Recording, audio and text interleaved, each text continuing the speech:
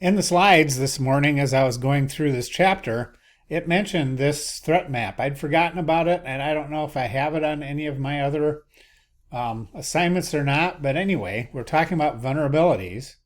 Well, 8 million attacks on this day. That's a lot. And these are the ones that are the highest targeted countries. I'm going to make this a little bigger because some of it doesn't show, but you can see how different days have higher numbers of attacks. Look at all these things that are going on here right now. And I just saw one that went by that said Fortinet. There's denial of service. Oh, there's all kinds of things. Look at all these little pumpkins jumping around. So if you want to scare yourself, look through all this. Are we a top targeted industry? Yeah, education is getting the biggest attacks right now. Telecommunication and governance. Phishing, mobile, adware, look at all that stuff. All that stuff is going on.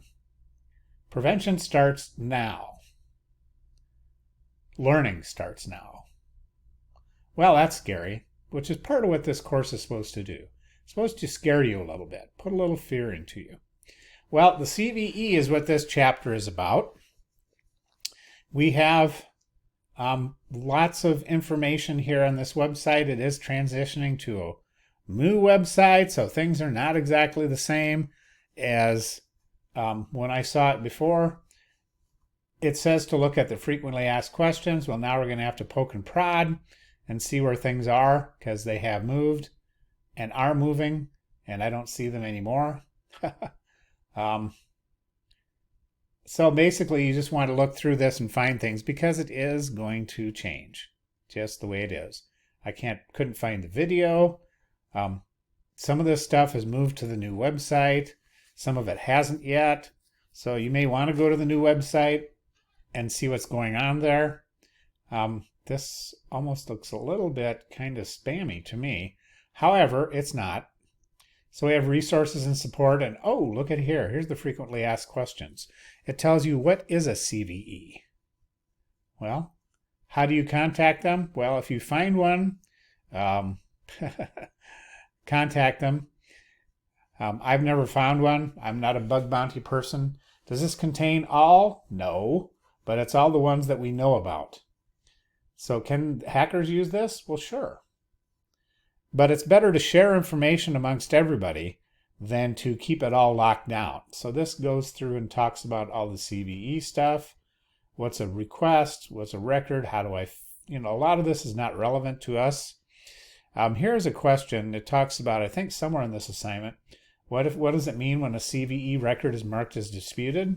Well, that means one person said, yep, this is a vulnerability, and the vendor says, nope, this is not a vulnerability, and so they argue back and forth. Let's see if we can get to the video that was here at one point. Maybe not. Nope, doesn't look like the video. If it is, it's moved somewhere. I don't know where it is anymore. So it says in the About tab, go to Process. Yeah, we got all kinds of stuff here. So basically this is an exploratory. We've looked at the overview already. I don't see that there's a... Oh, here it is actually. Look at there, I found it. So my assignments are not always going to be up to date. You may have to do some poking and prodding to find it, but here it is. The CVE program overview. I'm not going to change the assignment until they're done migrating over to here, because who knows what's going to change. So this gives you an idea of what's going on. You can do a search for a CVE right here. So I'm going to look up the CVE for my Fortinet CVE Fort Manager. Yeah, I think that's the one. Oops, I spelled it wrong. Fort, I believe that's the right one. Yep, that's the one because I was doing some searching on it. So there's the CVE that's for the Fortinet firewall, and I did some web searching. I did some searching on here to find out what it's about, and there it is. It said it was updated on the 23rd. So it talks about this has upped the ante here. It even, yep, oh, it's Forti Manager in the cloud. It's not Forti Cloud. It's for to manage your cloud. So it's good that I turned it off anyway. Is it critical? Yeah, it's a big deal. Is everything affected? Yep. My firewall is up to date, and I think I'm one beyond this, if I remember right. So if when I went to Fortinet's website, it said make sure you're at least above this, and then you're good, which I am. So that was my research on that one. We've talked about disputed. We looked at this. You might look at other vulnerabilities. You can do them by keyword back on here. So you can search for, where's my CVE lookup? CVE.miter.org. I'm not on CVE.miter.org. Well, anyway, you can go to CVE.miter.org.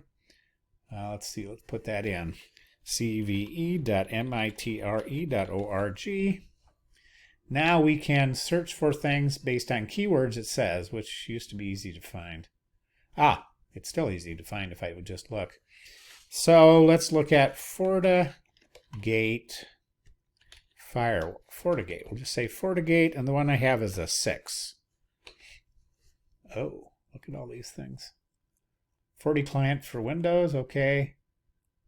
Yep, so the FortiClient is the little guy that allows me to do my remote access, and I'm up to date on the latest FortiClient. I think it's like 7.4 or something. This is the FortiManager one. This one looks like it just came out.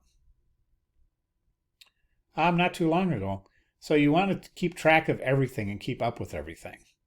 As a cybersecurity person, this should be one of your best friends. So there's older stuff here, but yeah, my FortiGate firewall has all kinds of things that could be bad. But what you do is you keep everything up to date and be aware of the latest bad stuff. Good to know. So this is a reflection assignment. I want to hear what you think, not what ChatGPT thinks. I want to hear what you think about this. And a couple sentences is not going to be enough, just to warn you ahead of time.